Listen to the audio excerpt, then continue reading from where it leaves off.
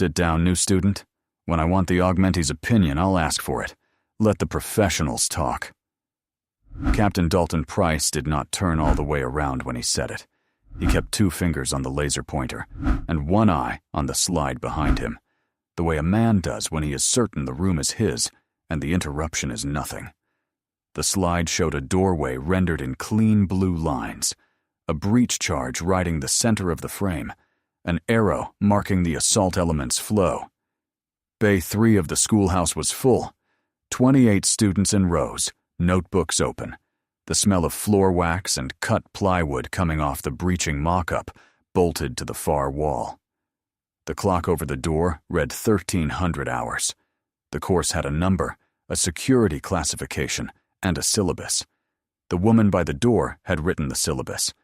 She had come in quietly during the last slide, a plain blue field jacket over a plain shirt, a clip-on badge at her chest that said "Only Visitor" and a hand-printed word beneath it, "Student." Gray threaded the brown at her temples. She looked, to the room, like the augmentee nobody had briefed. A late ad, a body to fill a seat, somebody's afterthought. She had noticed, in the first 3 seconds, that the diagram on the wall was reversed. The charge sat on the center of the door. It should have ridden the hinge. She had said so. Not loudly. She had said it the way you would tell a man his bootlace was untied, and Captain Price had told her to sit down. So she sat down. She took the last chair in the back row, set her hands flat on the small desk, and went still. It was a particular kind of still. The students around her shifted and clicked pens and rocked their chairs onto 2 legs. She did none of it. She sat like a thing that had been placed there on purpose and would not move until it was moved, and her eyes went once around the room. The 2 exits, the fire lane, the mock-up, the extinguisher on its bracket, the one young sergeant in the 3rd row who was actually writing down what mattered instead of what was funny. At the back of the bay, Master Sergeant Silas Hoyt watched her do it. Hoyt had run cadre in this schoolhouse for 6 years, and had worn the uniform for 20 before that.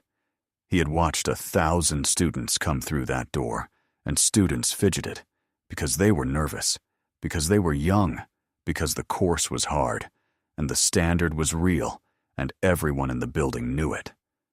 This one did not fidget. This one had walked in and read the room like a target folder, and when the captain had cut her off, she had absorbed it without so much as a tightening at the jaw. Hoyt had seen that stillness before, a long time ago, in men and women who had learned that the loudest person in a room was almost never the most dangerous one in it. He had learned to be quiet around it. He filed it. He said nothing. Not yet. Price turned back to his slide and clicked to the next one, and for 1/2 of 1 second, the fluorescent bay dropped away, and there was a wet street under a low sky, the same doorway, the same reversed angle, done for real, in the dark, under fire, 12 years, and a whole life ago. Then the bay came back, humming, and the captain kept talking, and the woman in the back row closed her eyes for exactly 1 second, the way people do when they recognize their own handwriting on a wall. Price was building to a point. He liked building to points.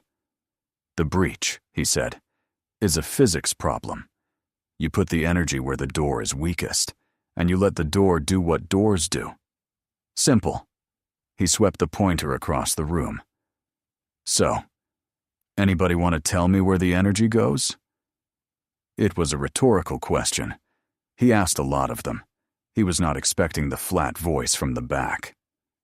The hinge, Marenlock said. Page 31.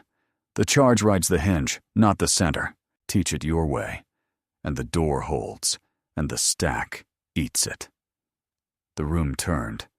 Price smiled the smile of a man who has been handed a gift. Memorized the pamphlet, did we? He said.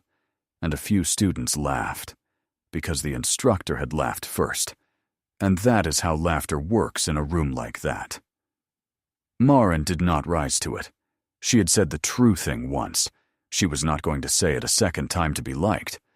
But Hoyt, at the back, had gone to the steel cabinet where the coarse binders lived, and he pulled the master copy, and he thumbed toward the back, and he found page 31, and he read the line at the bottom that he had not looked at in years, the authorship annotation, the name printed in small government type under a diagram of a door with a charge riding its hinge.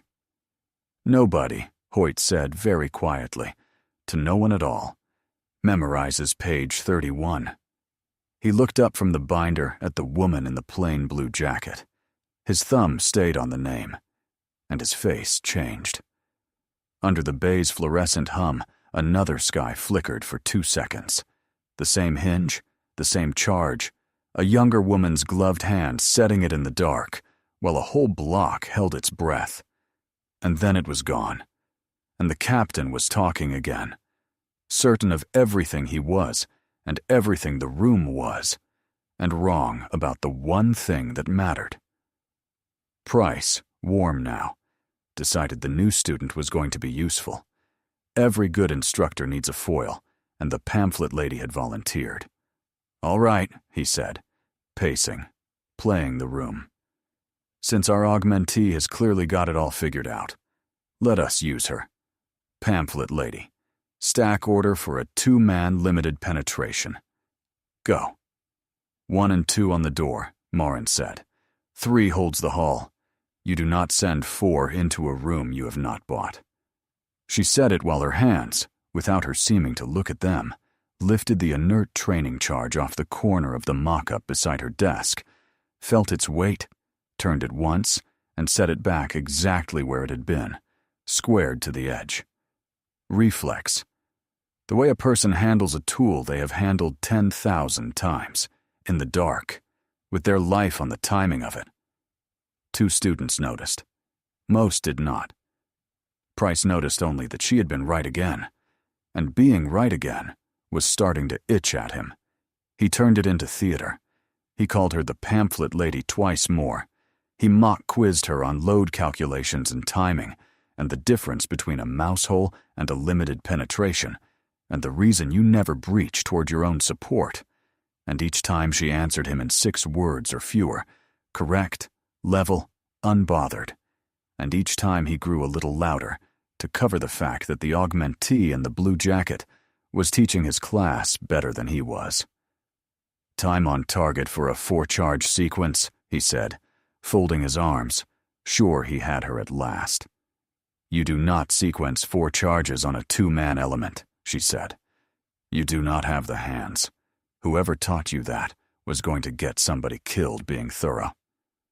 A student in the second row laughed before he could stop himself, and it was not at her.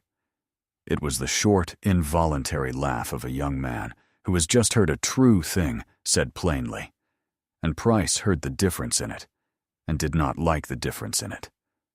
"Something funny, Sergeant?" the captain said. "No, sir."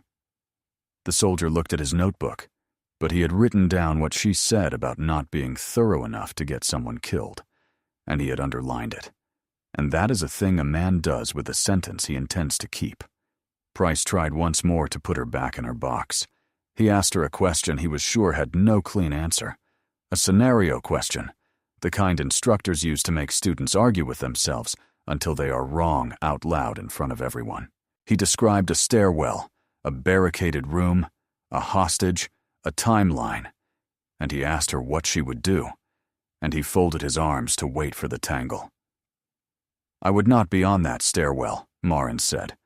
"Whoever put a 2-man element on that problem with that timeline made the mistake before anybody touched a door. You do not solve a planning failure with a breach. You solve it by not signing the plan."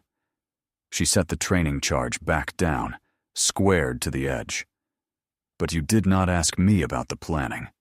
You asked me about the door. People usually do. The door is the last 4 seconds of a week of decisions, and it is the only 4 seconds anybody wants to talk about." The bay was quiet for a second longer than Price would have liked. In the third row, Sergeant Owen Marsh stopped laughing. Marsh was 23, and knew enough to still be afraid of getting it wrong. And he had been the one writing down what mattered, and he had noticed that the woman in the back never got it wrong. Not once. Not on anything. When the man beside him snorted at the captain's next joke, Marsh did not join him. He looked at the back row, and then at the reversed diagram on the wall, and something in him started to feel the way you feel when everyone is laughing at a joke you have already realized is not a joke. Hoyt had stepped out of the bay with the binder under his arm. If you have ever watched the young forget what the old once paid for, stay with this one, and subscribe to the Veteran Vault, because this old lesson is about to be taught again, the hard way, to a captain who is certain he has already learned it. Price grinned at the class, certain he was winning. It stopped being a joke in the last quarter of the hour, when it finally dawned on Captain Price that a student, an augmentee, a nobody, a late ad he could not place on any roster in his head, kept correcting him in front of his own class, and that the class had started, very slightly, to watch her instead of him. That is a thing an insecure man can feel in a room before he can name it. It crawls up the back of the neck. He did not like the feeling, and because he could not name it, he could not manage it, and so he decided to do the one thing that would make it worse. He decided to end her in front of everyone. "You," he said, pointing the laser at her chest so the red dot sat over her heart. "On your feet. Who are you? What unit? Who sent you to my course?" Marin stood, unhurried, and gave him her name and nothing else. "Locke, I am here to observe. To observe." Price repeated it like it tasted bad. "You do not get to observe my course. This is a federal course of instruction with a controlled syllabus and a clearance requirement. And I do not have you on any roster, and you have done nothing since you walked through that door but disrupt it." He was moving now, warming to the performance, aware of the 28 faces and hungry for them. "So here is what is going to happen. You are going to pick up your notebook, and you are going to go and wait in the hall. And if you say one more word to me about page 31, it is going to become a memorandum with your name at the top of it and my signature at the bottom." The bay had gone quiet. The students who had been laughing were not laughing now. They were watching a captain throw a middle-aged woman out of a classroom, and some of them looked down at their notebooks, because it is easier to look down. Marin picked up her notebook. She did not hurry. As she came to her full height, she did the thing she always did, without knowing she did it. Her eyes went to the door, to the empty place where Hoyt and the binder had been, to Marsh in the third row who had gone pale and still, to the extinguisher, to the exits, counting what mattered, discarding what did not. She had read the block the same way 12 years before, in a handful of seconds, when the plan fell apart, and the counting was the only thing that saved anyone. "It already has my name on it, Captain," she said. Price blinked. "What?" "The memorandum, the course, the syllabus. It already has my name on it. You have been reading it aloud all afternoon." He heard the words.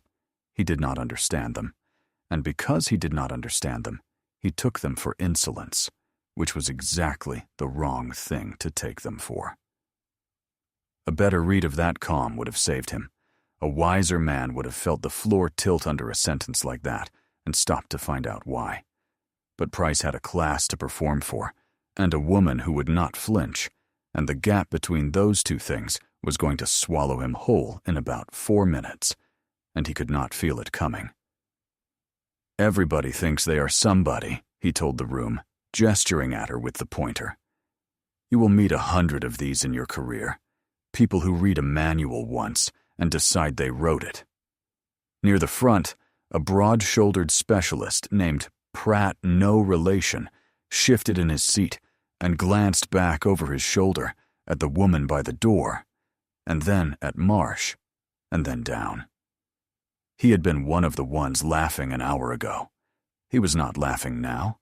and he could not have told you exactly when he had stopped, only that the room felt different than it had at 1300, the way the air feels different before weather, and that the woman in the blue jacket had not raised her voice one time while it changed. Somewhere at the back of his mind, a small, cold thought was forming. The thought a soldier learns to trust before he learns to explain it. That the loudest man in the room had bet everything he had on being right, and that the quiet one by the door had not bet anything at all, because she did not need to. "You will meet 100 of them," Price said again, enjoying the phrase, "and you will learn to tell them apart from the real thing." He did not know he was standing 3 feet from the real thing. He did not know the real thing had already forgiven him for it, in advance, the way you forgive weather. Under the hum, the sky again, the block, the failed door, a man going down in the rear. The audience saw the cost stacking up behind her stillness, brick by brick, while the captain saw only a disruption he intended to remove and a class he intended to impress. Master Sergeant Hoyt did not go back into Bay 3 to argue with a captain. Cadre did not embarrass officers in front of students. That was not how the schoolhouse worked, and Hoyt had not survived 26 years by failing to understand how the schoolhouse worked. So he did something quieter and far worse for Captain Price. He walked the binder up the stairs to the commandant's corridor, and he laid page 31 flat on the desk of the commandant's aide, and he set beside it a second sheet he had pulled from the annex, the authorship page, the record of who had written the program of instruction and when. "Master Sergeant," the aide started. "The colonel is—" "2 minutes," Hoyt said. "Bay 3. The author of this course is sitting in it." The instructor just put his hand toward throwing her into the hallway. "You want the colonel to hear about this from me now, or from the after-action later?" The aide looked at the page. He looked at the name at the bottom of the page.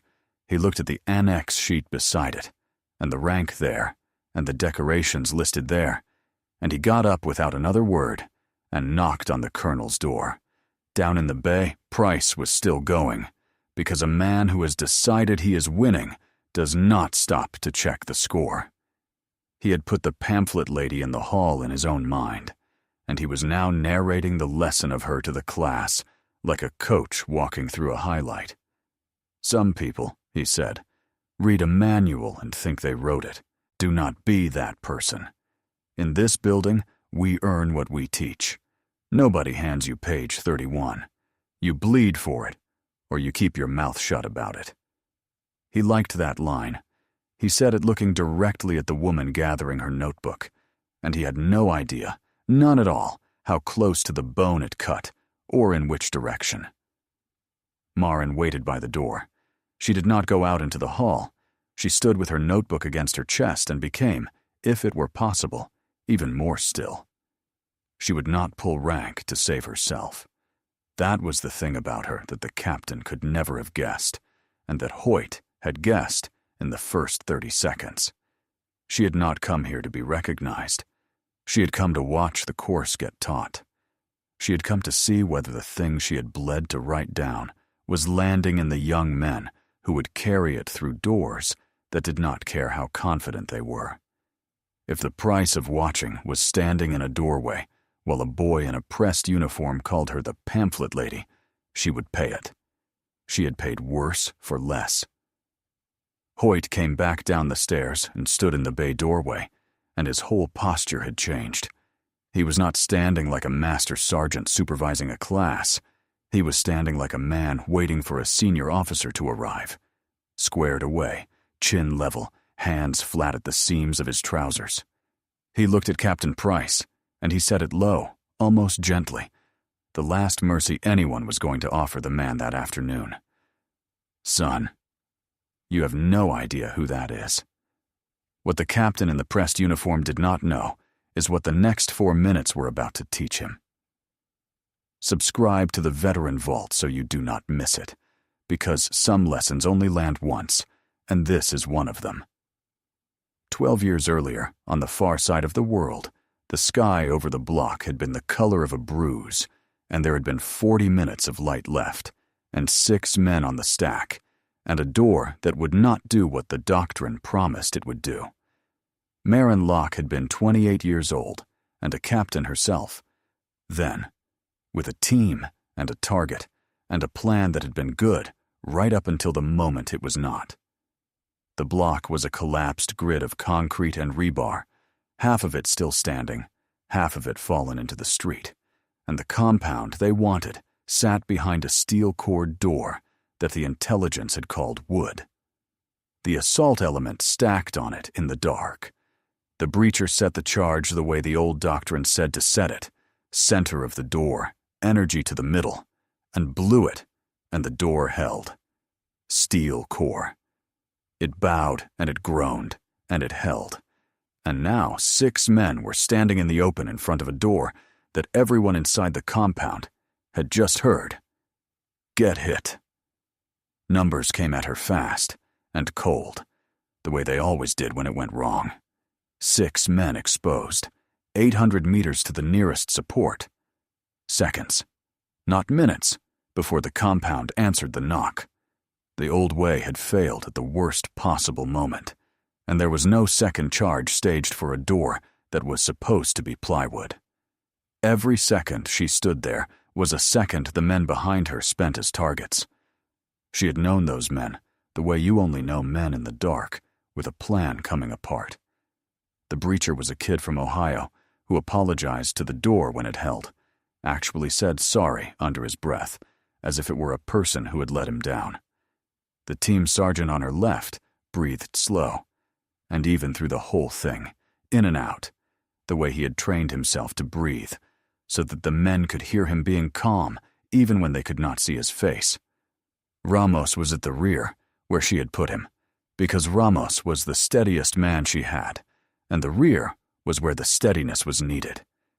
She would remember that for the rest of her life, that she had put him at the rear because he was the best, and that being the best had cost him the thing it costs. She had learned about the hinge charge the way people learned the things that mattered, the hard way, later, second-hand, from a warrant officer in an after-action review who had seen it done exactly once.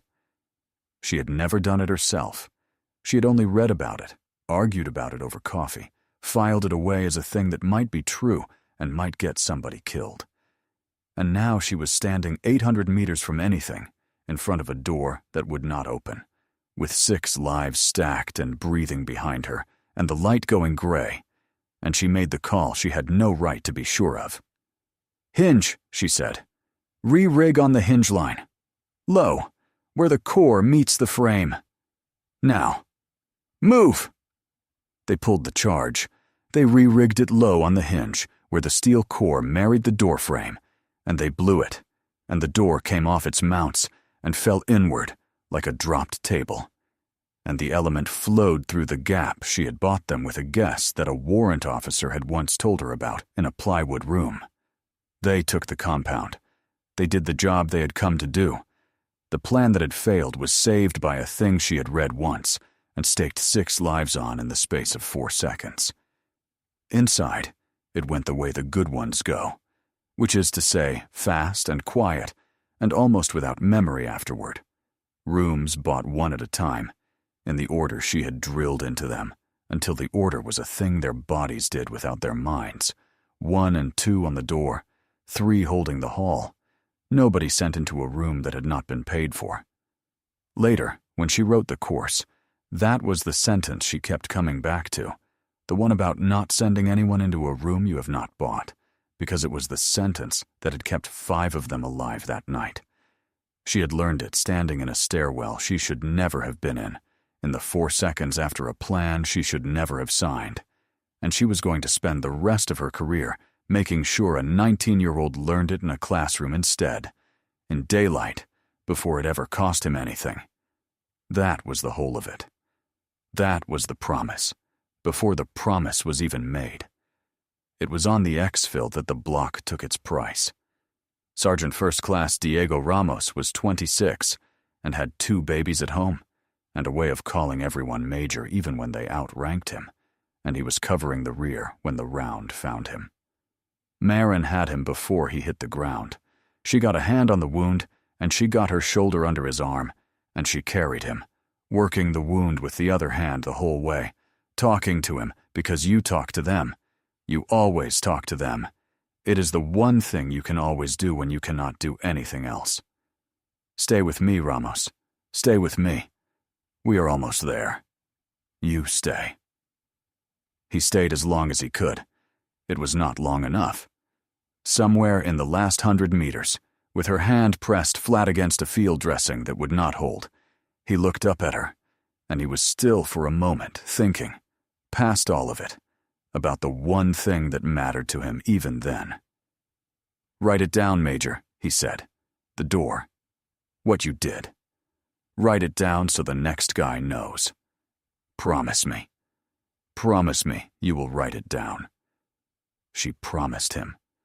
She promised a dying man on a wet street that she would take the guess that saved the others and the failure that killed him and turn it into something a 19-year-old could learn in a bright classroom before he ever had to learn it in the dark. She held the promise the way she held the dressing, with everything she had, both hands, refusing to let go. And it was the only one of the two that she got to keep. They gave her the silver star for the entry. They gave her a Purple Heart for the medal she still carried in her side. They gave her nothing for Ramos, because there is no medal for the man you could not carry fast enough, only the promise you make over him and the years you spend keeping it. She kept it. She recovered, slowly, and she went back. And when they finally pulled her off the line for good and asked her what she wanted to do with the rest of it, she told them she wanted to write. She spent 2 years turning the block into a syllabus. She built the hinge charge into a program of instruction, diagram by diagram, page by page, argument by argument, so that the door that killed a better soldier than her would never again surprise a stack the way it had surprised hers. Page 31. The charge rides the hinge, not the center.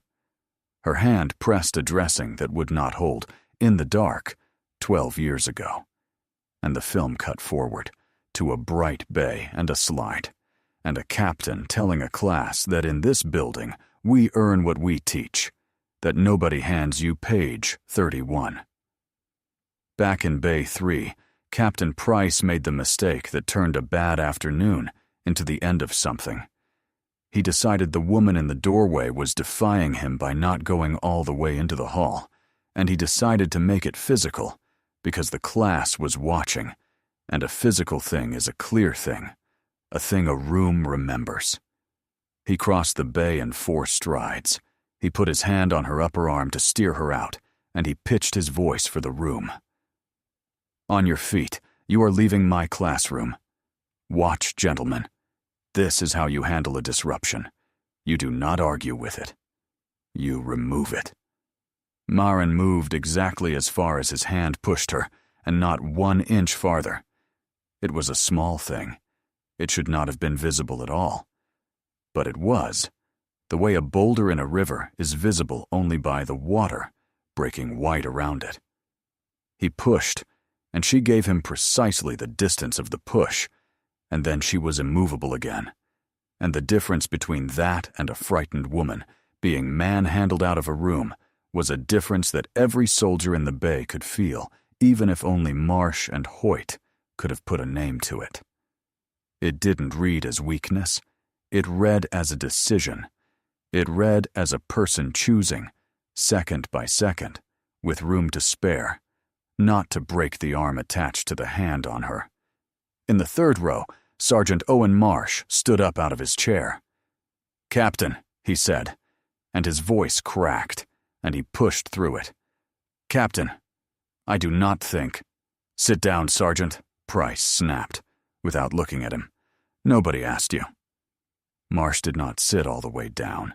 He hovered, half out of his chair, caught between the rank in front of him and the thing his gut had been telling him for the last 20 minutes. And it was the first honest posture anyone in that room had taken all afternoon. Marin turned her head and looked at the captain's hand on her arm, and then up at his face, and she spoke without heat, the way you read a regulation aloud, because in fact, that is what she was doing. "Take your hand off my arm, Captain. A beat, level as a spirit level. Then go and stand by the door.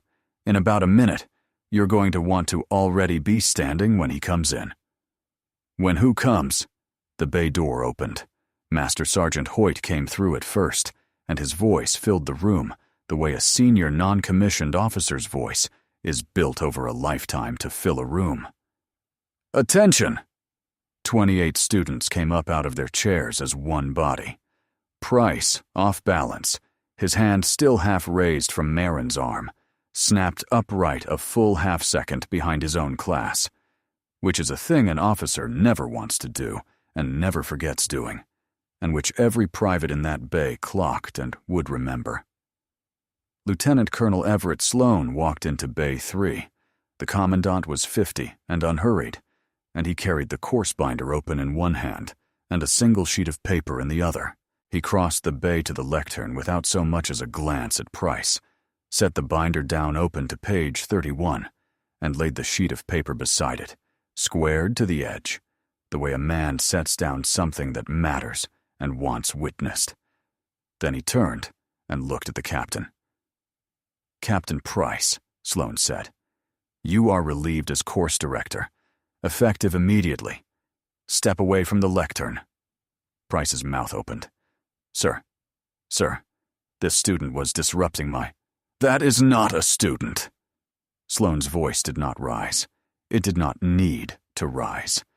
He turned instead to the room, to the 28 young men standing at attention, and he laid his hand flat on the open binder. "Gentlemen, the doctrine on that slide, the course you are sitting in, the reason you will one day flow through a door instead of dying in front of one. All of it was written by the woman the captain just put his hand on to remove. Major Marin Locke. Call sign Kestrel. He let it land in the silence, one word at a time. She is the author of page 31. She is the reason page 31 exists at all.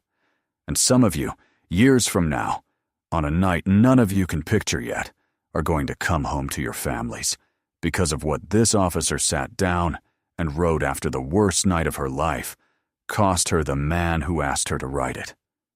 The captain's face did the whole arithmetic at once. Confusion first, the woman, the badge, the blue field jacket, the word student printed by hand under visitor. Then disbelief, a small shake of the head, the mind refusing the sum the way a hand refuses a hot pan. Then the cold recognition, the moment every piece slid home at once. The reversed diagram, the flat corrections, page 31, and it already has my name on it. You have been reading it aloud all afternoon. Then, last, the horror. The plain animal horror of a man who has just been shown the exact size of the thing he mocked, and who understands, in the same breath, that every soldier in the room watched him do it, and that there is no version of the next 10 years in which any of them forgets.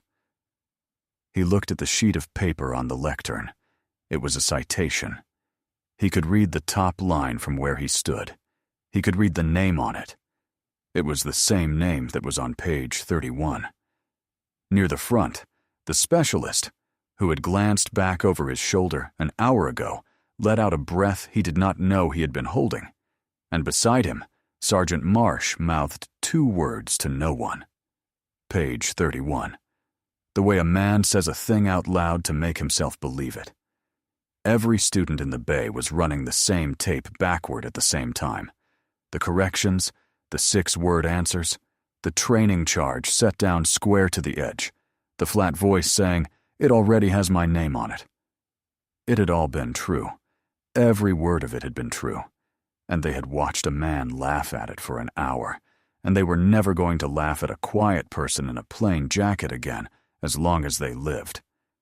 The students read it. One by one, and then all at once, the 28 of them, already at attention, turned their attention to the back of the room. Not because they were ordered to, but because that is simply what a room does when it finally understands who has been standing in it the whole time. They faced the woman in the plain blue field jacket with the hand-lettered badge, and the bay went dead silent except for the electric hum of the slide still glowing on the wall behind them, the diagram of a door with a charge on its center, the one thing left in the room that was still wrong.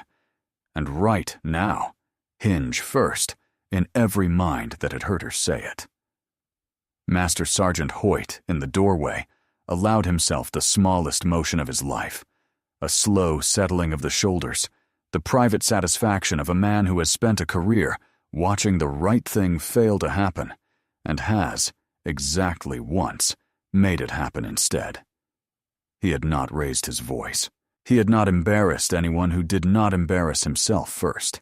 He had simply carried a page up a flight of stairs, because he had read the room correctly in the first 30 seconds, and reading the room correctly was the whole of his profession. He caught the woman's eye for half a second across the bay, and something passed between them that had no rank in it at all. One professional acknowledging another.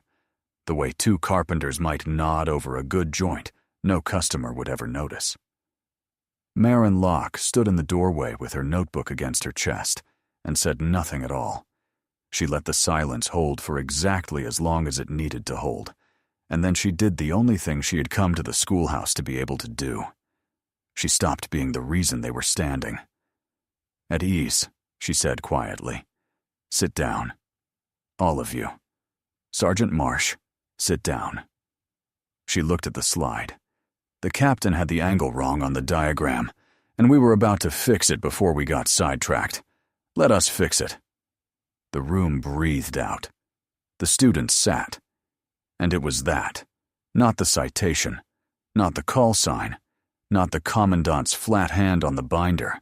That told Owen Marsh in the third row exactly what he had been watching all afternoon, because he had never in his life seen a person hold that much and reach for so little of it. He would think about it for a long time. He would, in fact, still be thinking about it years later, on a night he could not yet picture, in front of a door. Lieutenant Colonel Sloane's staff moved to do the thing that staffs do. A captain who lays hands on a senior officer in front of a full classroom is a captain with no career left to speak of. And the machinery for ending Dalton Price had already begun to turn before the man had even finished understanding what he had done. Sloane looked at Marin because it was, by every right in that building, her call to make. Marin Locke looked at Dalton Price for a long moment. She saw a young man who was good enough to have been handed a course, and arrogant enough to think that being handed it was the same thing as having earned it. She had seen the type 100 times. She had, if she was honest with herself in the quiet, been closer to it once than she liked to remember, in the months before a wet street and a steel door taught her the difference between confidence and competence at a price she was still paying. And she thought about Ramos, and the promise, and what the promise had actually been for. It had not been for her. It had never been for her. It had been for the next one, even the ones who did not deserve it yet. Especially, maybe, the ones who did not deserve it yet. "Do not end him," she said. "He is early. He is not finished. There is a difference between those two things, and I would like the chance to teach it to him." She looked at Sloane. "Put him in the front row. Let me teach him the thing that cost us Ramos. If he cannot sit and learn it, then you end him, and I will sign the paper myself, gladly. But give him the door first. Somebody once gave me one." Sloane held her eye for a moment, and then he nodded, because he had learned a long time ago that the people who had paid the most were almost always the ones least interested in collecting from anybody else. Honor the ones who carry it in silence. Subscribe to the veteran vault, and let this story find the people who need to hear it, the ones who have watched a quiet person be underestimated in a loud room and wondered whether anybody would ever set the record straight. The bay cleared slowly. The students filed out into the long light of the late afternoon, quieter than they had come in, changed in a way none of them could have described at supper that night. More than one of them slowed as he passed the back row, not quite saluting, not quite not, unsure of the protocol for a thing they had never been taught to do. Hoyt was the last of them to go. He stopped at the door on his way out and turned back, and for a moment the master sergeant and the major stood alone in the emptying bay with the plywood door on the wall between them. "You could have said something an hour sooner, ma'am," he said. It was not a reproach. It was closer to a question about a person he had decided he admired. "I did not come to say something," Marin said. "I came to watch the class. You do not learn whether a course works by standing at the front of it. You learn by sitting at the back and seeing what a tired instructor does with it on a Tuesday when he thinks nobody who matters is in the room." She looked at the dark slide. "He had the angle backwards, Master Sergeant. That is the thing that matters, not the rest of it. A man can be cured of arrogance. A reversed diagram cures nobody, and it kills the wrong people." Hoyt considered that. Then he came to attention, not the sharp show of it he had put on for the commandant, but the quiet, deliberate version a man offers when he means it, and no one is watching. And he held it for a moment, and then he left her to the room. Marin stayed. When the room was empty, she walked to the lectern and stood over the open binder and the citation and the still humming slide. She reached up and, with 2 fingers in the air, corrected the diagram on the wall one last time. Hinge, not center. And then she found the switch and powered it off, and the door on the wall went dark. She opened the binder to the acknowledgments at the very front of the program of instruction, the page that almost no student ever reads, and she took a pen out of the inside of the blue jacket. Under a line that had been there for 12 years, a line that read, "Only for SFCD Ramos," who asked me to write it down, she added 4 words in small, level handwriting. So the next one, Levs. Then she signed the next revision and dated it and closed the book and stood there a while in the empty bay with the smell of floor wax and cut plywood, keeping a promise made on a wet street to a man who had called her major to the end. 4 days later, Bay 3 filled again for the afternoon block, and in the front row, in a clean uniform with nothing to perform and no class to own and no rank to hide behind, sat a former captain named Dalton Price, notebook open, pen ready, waiting to be taught. He did not look at the other students, and they did not look at him. At the lectern, Major Marin Locke brought up the slide, corrected now, the charge riding the hinge, and began, in a flat and patient voice, to teach page 31 to the man who had thrown her out of the room for knowing it. He wrote down every word. He got it right. When the block ended and the other students had gone, Price stayed in his chair a moment, and then he stood and came to the lectern, and he stood in front of the woman he had called the pamphlet lady, and he did not have a speech ready, which was the first honest thing he had done in that bay. "I do not have the words for it, Major," he said finally. "You do not need the words for it," Marin said. She closed the binder. "You need page 31, and the 16 pages on either side of it, and about 4 years of not being certain of anything. That is the whole apology I want from you. Learn the course. Teach it right, someday, when they let you near a room again. That squares it with me." She paused. "It does not square it with the man it is named for. Nothing squares it with him. But it is the closest either of us is going to get. So we do the work." He nodded. He asked, quietly, if she would tell him about the man it was named for, someday. She looked at him for a while, and then she said someday, and she meant it, and he understood that someday was a thing he would have to earn, one Tuesday at a time, and that she had just told him it was possible to earn it. It was not everything. It was a start, and a start was what she had asked Sloane to give him, because a start was what she had once been given. In a small house a long way from the schoolhouse, a woman named Marisol Ramos opened an envelope from the army that she had not been expecting, and found inside it a single photocopied page, the acknowledgments page of a program of instruction with her son's name printed on it, and beneath his name, in small level handwriting, 4 words. She read them more than once.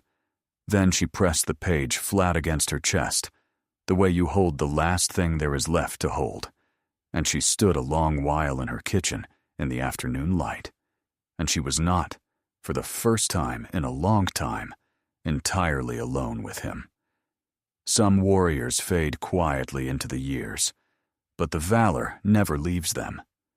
Honor the ones who carry it in silence. Thank you for staying and watching. Subscribe to the Veteran Vault for more.